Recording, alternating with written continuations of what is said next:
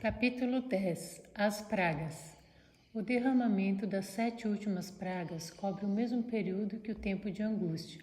Uma vez que termine o tempo e o templo se encha de fumaça, nosso sumo sacerdote, Jesus Cristo, sairá dele e aí cessa sua atividade intercessora.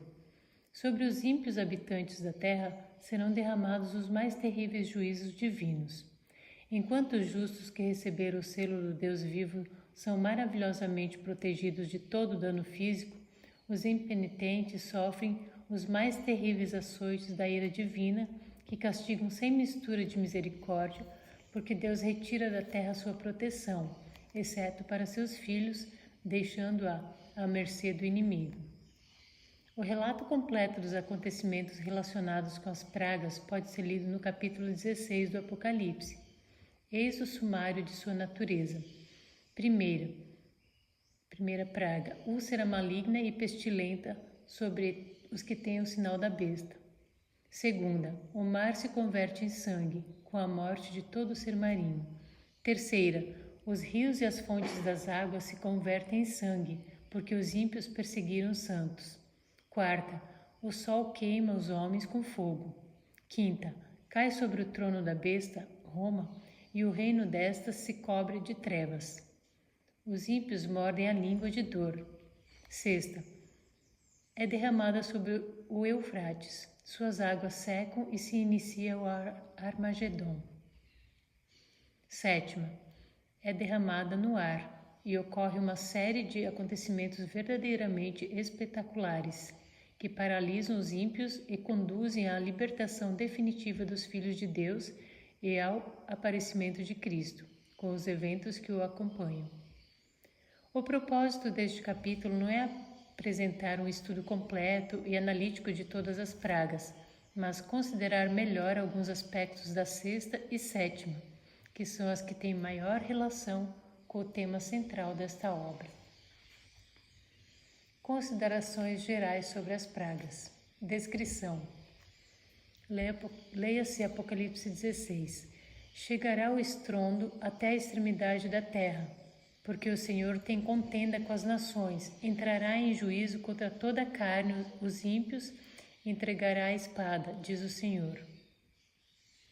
O apóstolo João ouviu em visão uma grande voz no céu, exclamando: Ai dos que habitam na terra e no mar, porque o diabo desceu a vós e tem grande ira, sabendo que já tem pouco tempo.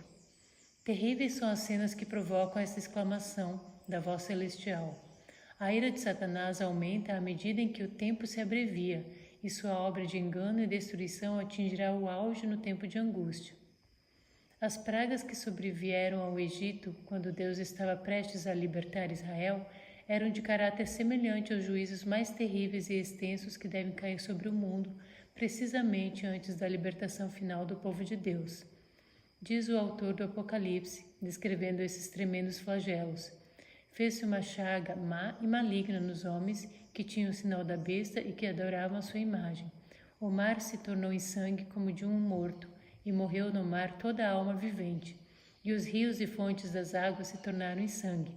Terríveis como são estes castigos, a justiça de Deus é plenamente reivindicada.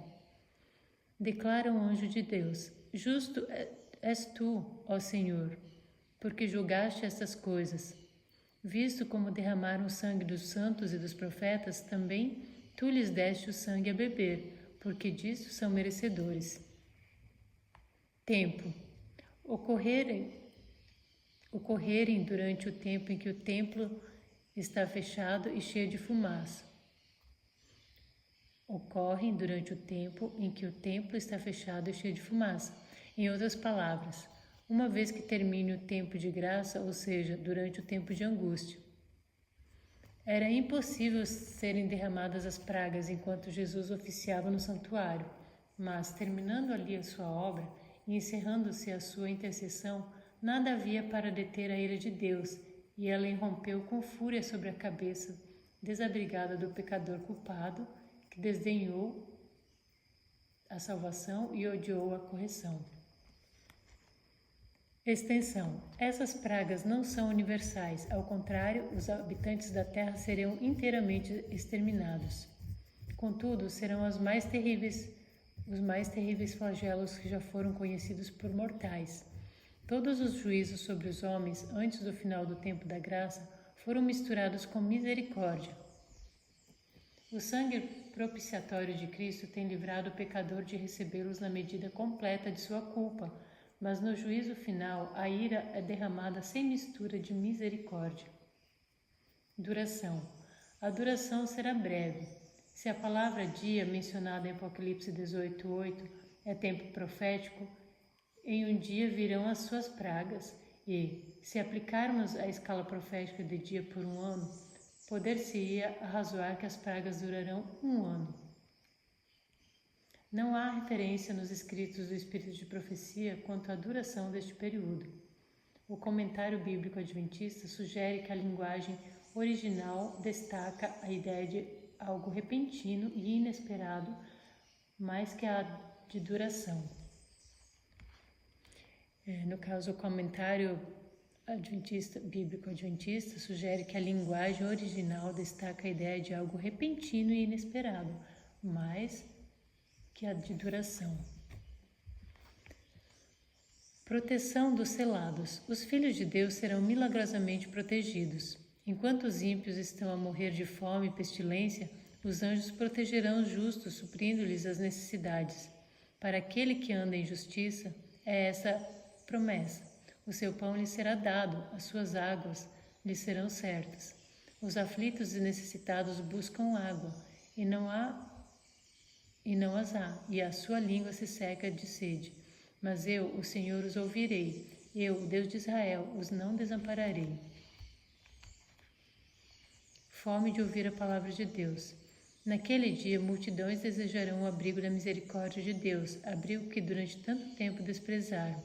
Eis que vem dias, diz o Senhor Jeová, em que enviarei fome sobre a terra, não fome de pão, nem sede de água, mas de ouvir as palavras do Senhor. E irão vagabundos de um mar até o outro mar, e do norte até o oriente. Correrão por toda parte, buscando a palavra do Senhor, e não a acharão. Outros se precipitavam para o povo de Deus e pediam que lhes ensinasse como escapar dos seus juízos. Mas os santos nada tinham para eles. A última lágrima pelos pecadores fora derramada, a última oração aflita fora oferecida, enfrentado o último peso de cuidados pelos pecadores e dada a última advertência. A sexta e a sétima pragas, o Armagedon. O Armagedão começa sobre a sexta praga e termina sobre a sétima.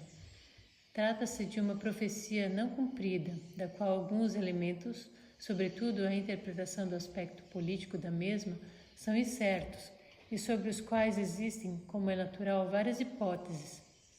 Não é nosso propósito, nem entra na intenção deste trabalho, estudar esse aspecto ainda problemático ou pronunciar-nos sobre o secamento do Eufrates, a preparação do caminho dos reis do Oriente e o aspecto militar do grande conflito. Interessam-nos vitalmente, contudo, os traços essenciais da profecia, sobre os quais não há divergência alguma, pois sua segura interpretação está baseada na própria palavra de Deus e tem, além disso, a confirmação ampla do espírito de profecia. A palavra Armagedão é usada uma única vez em toda a Bíblia. Não corresponde a um determinado lugar geográfico conhecido, podendo ser tomado melhor como um vocábulo simbólico usado pelas Escrituras, não para referir-se a um definido ponto do mundo, mas a uma batalha de caráter mundial no grande dia de Deus. Diz o apóstolo: então vi sair da boca do dragão, da boca da besta e da boca do falso profeta 3 espíritos imundos, semelhantes a rãs, porque eles são espíritos de demônios, que fazem prodígios, os quais vão ao encontro dos reis de todo o mundo para os congregar para a batalha, naquele grande dia do Deus Todo-Poderoso.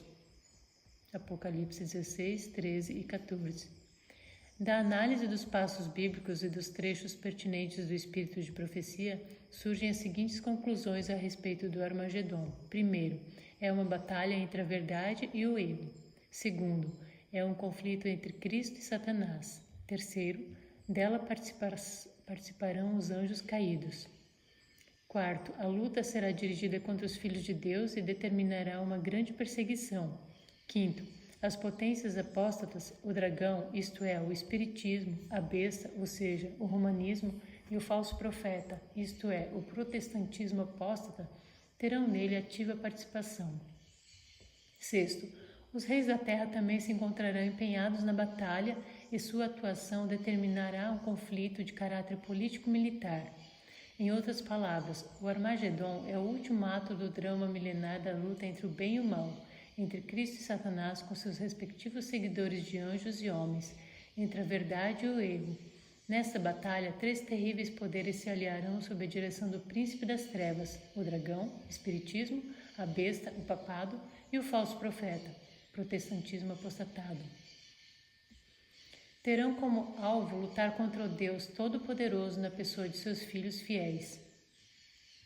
Procurarão, sobretudo, impor o sinal da besta e decretarão a perseguição e a morte contra os fiéis. Para isso, contarão com o concurso dos reis da terra, os poderes civis, os estados, com o que tornarão obrigatórias suas imposições religiosas. Por trás dos homens que dirigem cada uma dessas instituições haverá espíritos imundos, que são espíritos de demônios, os quais formarão um amálgama e interessarão os diferentes governos em tomar parte nessa tremenda batalha daquele grande dia de Deus Todo-Poderoso. E esta se dará imediatamente antes que Cristo venha pela segunda vez, como ladrão à noite. Por isso, Apocalipse 16:15 diz: Bem-aventurado aquele que vigia e guarda suas vestes espirituais. Os dois lados contendores estarão formados, pois, da seguinte maneira: de um lado, Satanás, os demônios, as potências político-religiosas perseguidoras, os reis da terra e os homens ímpios, mancomunados com o mal e o erro. Do outro lado, encontramos Deus, Cristo e seus anjos, e os justos que sustentam e defendem a verdade e o bem, e professam lealdade a Cristo e sua lei. O capítulo 19, 11 a 21 faz referência aparentemente à mesma grande batalha, em que o cavaleiro do cavalo branco, o rei dos reis e senhor dos senhores, peleja contra as nações ímpias e as vence, e mata os inimigos com a espada que sai de sua boca. A besta e o falso profeta são lançados no lago de fogo, onde finalmente se encontra o dragão em pessoa, Satanás, com todos os seus anjos. Isto descreve o triunfo definitivo de Cristo, da verdade e do povo de Deus. Escreveu a serva do Senhor: necessitamos estudar o derramamento da 7ª praga. Os poderes do mal não se renderão no conflito sem uma luta. Mas a providência tem uma parte a desempenhar na batalha do Armagedon. Quando a terra for iluminada com a glória do anjo de Apocalipse 18, os elementos religiosos, bons e maus, despertarão de seu sono, e os exércitos do Deus vivo ocuparão o campo. Um terrível conflito está diante de nós. Aproximamo-nos da batalha do grande dia do Deus Todo-Poderoso. O que tem estado contido será posto em liberdade. O anjo da misericórdia está dobrando suas asas, preparando-se para descer do trono, abandonando assim o mundo ao governo de Satanás. Os principados e potestades da terra encontram-se empenhados em irada revolta contra o Deus do céu. Estão cheios de ódio contra os que servem ao Senhor, e logo, muito logo, travar-se-á a última grande batalha entre o bem e o mal. A terra será o campo de batalha, o cenário do conflito final e final vitória. Aqui, onde por tanto tempo Satanás tem induzido os homens a ir contra Deus, a rebelião há de ser suprimida para sempre. O último grande conflito entre a verdade e o erro não é senão a luta final da prolongada controvérsia relativa à lei de Deus. O movimento ecumênico progredirá tanto nos Estados Unidos como em Roma.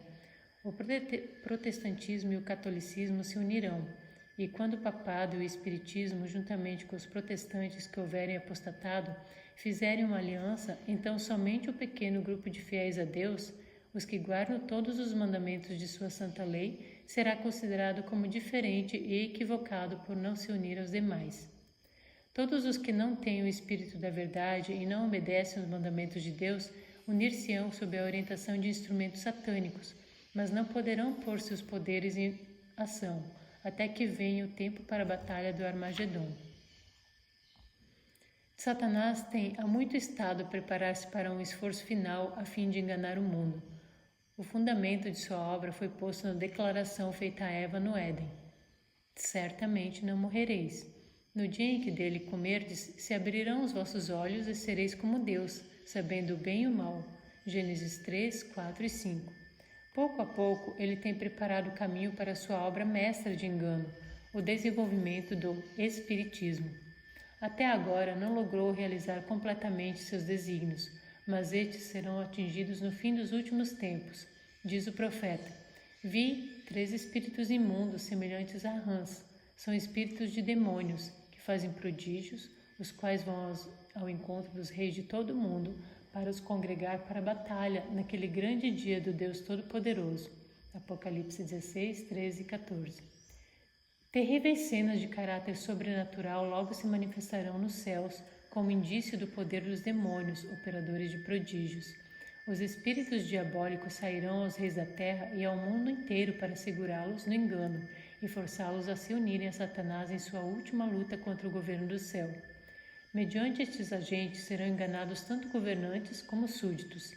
Levantar-se-ão pessoas pretendendo ser o próprio Cristo e reclamando o título e culto que pertence ao Redentor do mundo. Efetuarão maravilhosos prodígios de cura, afirmando terem recebido do céu revelações que contradizem o testemunho das Escrituras. Mas o resultado final da batalha do Armagedon será o triunfo definitivo de Cristo e sua Igreja, de Deus e sua verdade. Declara o vidente de Patmos: Estes combaterão contra o Cordeiro, e o Cordeiro os vencerá, porque é o Senhor dos senhores e o Rei dos reis. Vencerão os que estão com ele, chamados, eleitos e fiéis. Além disso, nos últimos versículos de Apocalipse 19, informa-se do aprisionamento da besta e do falso profeta, que foram lançados dentro do lago de fogo e enxofre, e a morte dos demais guerreiros inimigos do Senhor, que serão mortos pela espada que sai da boca do cavaleiro, o próprio Jesus. Desespero dos ímpios. Quando a voz de Deus põe fim ao cativeiro de seu povo, há um terrível despertar daqueles que tudo perderam no grande conflito da vida. Enquanto perdurou o tempo da graça, estiveram cegos pelos enganos de Satanás e desculpavam sua conduta de pecado. Os ricos se orgulhavam de sua superioridade sobre aqueles que eram menos favorecidos, mas obtiveram suas riquezas violando a lei de Deus. Negligenciaram alimentar os famintos, vestir os nus, tratar com justiça e amar a misericórdia. Procuraram exaltar-se e obter a homenagem de seus semelhantes. Agora estão despojados de tudo o que os fazia grandes e se encontram desamparados e indefesos. Olham com terror para a destruição dos ídolos que antepuseram o seu Criador. Venderam a alma em troca das riquezas e gozos terrestres e não procuraram enriquecer para com Deus. O resultado é que sua vida foi um fracasso. Seus prazeres agora se transformaram em amargura, seus tesouros em corrupção. Os ganhos de uma vida inteira foram em um momento varridos. O Senhor sairá do seu lugar para castigar os moradores da terra por causa de sua iniquidade, e a terra descobrirá o seu sangue e não encobrirá mais aqueles que foram mortos. E esta será a praga com que o Senhor ferirá todos os povos que guerrearem contra Jerusalém. Muitos dos ímpios ficaram grandemente enraivecidos por sofrer os efeitos das pragas. Foi uma cena de terrível aflição. Pais repreendiam amargamente seus filhos e filhos a seus pais, irmãos a suas irmãs e irmãs a seus irmãos. Altos clamores de pranto eram ouvidos de todos os lados. Foste tu que me impediste de receber a verdade e que me haveria salvo desta hora terrível. O povo voltava-se contra seus pastores com ódio atroz e os acusava, dizendo: Não nos advertistes? Disseste-nos que o mundo inteiro deveria converter-se e clamastes: Paz, paz, para acalmardes todo o temor que se despertava. Não nos falastes a respeito desta hora, e aqueles que nos avisaram a tal respeito declaraste serem fanáticos e homens maus, os quais causariam a nossa ruína. Mas vi que os pastores não escaparam da ira de Deus. Seu sofrimento foi 10 vezes maior que a do seu povo. O povo vê que foi iludido. Um acusa o outro de o ter levado à destruição. Todos, porém, se unem em acumular suas mais amargas condenações contra os ministros.